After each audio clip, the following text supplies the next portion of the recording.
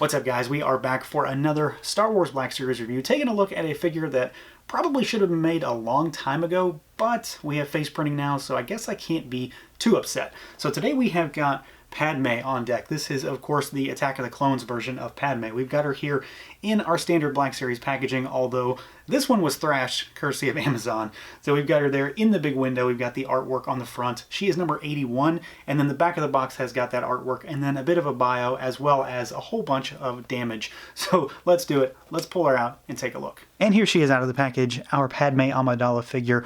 One that's just like Mace Windu, one that I kind of figure we should have gotten a while back, but at the same time, I can't really complain too much because now we have face printing, and of course, an anniversary year, it kind of fits, it kind of makes sense. So I'm glad we have her now finally, and it's probably the best version of Padme we were going to get, all things considered, from Hasbro. So I'm very interested to take a look at this one. She's definitely going to fill a void in this collection for sure. So let's get started, take a look at Articulation, see what she can do, see how she moves, and I don't think we're going to be too surprised, frankly. But we've got some of the newer style Articulation here at the head. So you start up there, got a little bobble side to side. She looks down a little bit. She doesn't really look up too far though because of her hair. The actual head sculpt hits the neck almost immediately. The neck is articulated. It doesn't seem to move too much, but you will get a little wiggle out of it.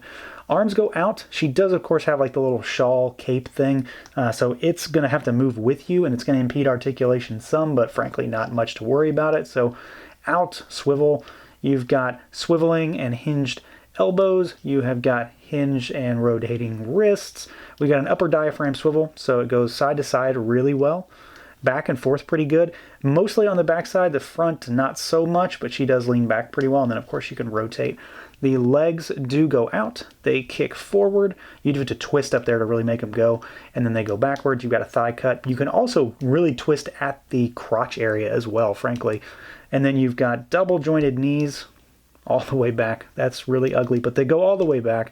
And then you have got rocker and hinges down at those ankles. So outside of the fact that she does have the newer style neck and head joints, it's pretty much exactly what you would expect to get out of a female Black Series figure. Nothing more, nothing less. Now, as far as the look for Padme, this is probably one of my favorite looks for the character in general. I like her in Attack of the Clones. I like this particular look. I mean, it's the one that we got a figure arts version of as well. I will say now that I don't have that, so there will be no comparisons in this review. I don't have that figure arts. I just was in a bad mood that day, I guess, and never bought it, and I do regret it, but here we are now. So we've got basically an all-white figure. Most of this body is cast in white plastic, and that's to be expected, frankly. I'm not upset about that. It works really well. You do have some line work that runs across her chest. You've got the silver bands on her arms. She does have the belt here with a holster, and it is it's not attached in any way, and it's not tight either, but it sits at her waist pretty well. The boots are painted at the top here, so you've got the actual cast plastic for this kind of gray, sandy color, but then the tops here are painted white to match the pants. It's okay-ish. It's not great, but it's okay. And then you've got a gripping hand. You've got a trigger finger hand here. Really, really tight gripping hand here for her tiny little pistol, which we'll talk about. But outside of the head sculpt, I mean, the main characteristic of this particular figure is the shawl, the cape kind of thing that she has in the movie.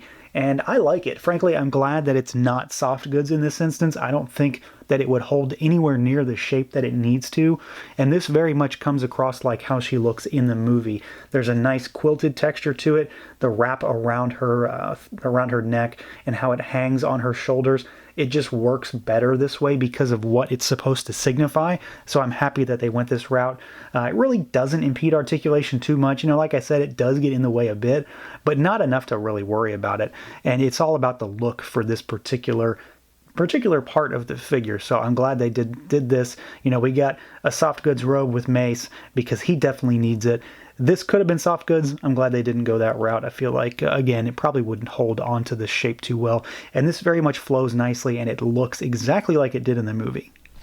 The head sculpt, though, is obviously what a lot of folks are really interested about with this particular piece because, you know, for starters, it's the first entry into Black Series for Padme.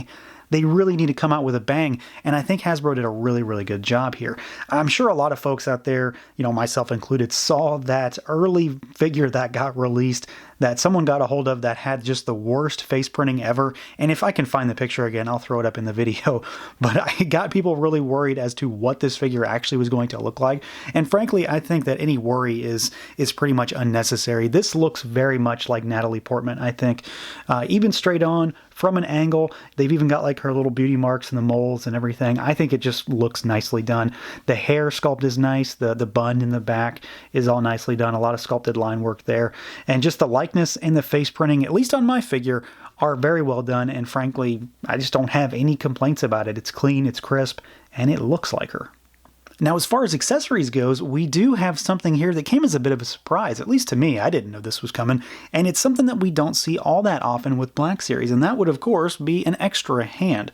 So Padme comes with a swappable right hand, and you pop them in, pop them out. This has a wider grip on it, though, and frankly, I didn't know that they would have included this. I just don't expect them to at this point, so that's a really nice surprise, and there's a reason for that. So for starters, as far as accessories goes, we have got the incredibly tiny little pistol here, which it's got some silver paint, some kind of goldish mustardy color. She can hold this in her very tightly gripped right hand, and this is also why she has the holster on her belt. But we also have this gun, and I got done talking in the Battle Droid review about how this was a unique piece, and we hadn't seen it yet. Well, of course, we got two of them in the same wave. So we've got a Battle Droid gun here, a blaster, and this makes sense based on Attack of the Clones. When she gets a hold of a droid blaster, she uses it. So, of course, Hasbro gave us the hand to accommodate it, because this thing will absolutely not fit in this hand. It's just not going to work. I tried. It starts to stretch right away. It's just not going to work. So don't do it.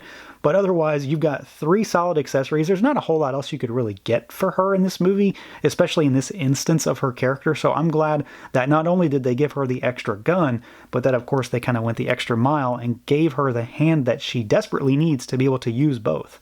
So at the end of the day, frankly, there's not much more I can say about this one, except if you want a Padme figure and you don't already have the figure arts, go buy this one. And frankly, if you have the figure arts, you might as well go ahead and get this one too, because it is definitely going to be one of those figures that rivals the Bandai offering. There's just no doubt about it.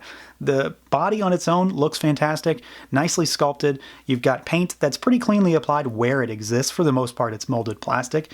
I like the rubbery, non-soft goods cape that she's got here, and the likeness and the face printing is definitely spot on. This very much looks like Natalie Portman. I don't really think anybody can argue that point. Add on to the fact that we have, while not a ton of accessories, at least a handful for this particular figure, one that we normally don't see in the line in general, and I think you've got a pretty solid package here. So that's going to do it for this look at the Star Wars Black Series Padme Amidala figure. Let me know what you guys think. Feel free to like, comment, subscribe, and share, and until next time.